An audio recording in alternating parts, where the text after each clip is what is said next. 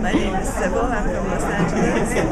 And will you please share something with us about your experience with the Trivedi Water? I have always enjoyed the Trivedi Water. It gives me energy, vitality. Sometimes it calms me down.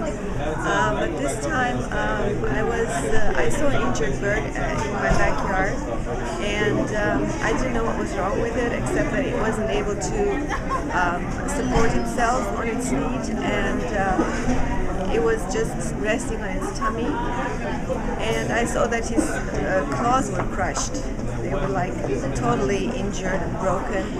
And for 10 minutes I didn't know what to do. I just hovered around the bird, and I even touched the bird. And then I thought of the Trivedi water. I poured a little bit of it on each foot, and within maybe 20, at most 30 seconds, the bird flew. It flew to a patio chair. It was on the back, perched on the back of the patio chair, so it was able to support itself on the feet. And just about 5 seconds later, he took a look at me and just flew away.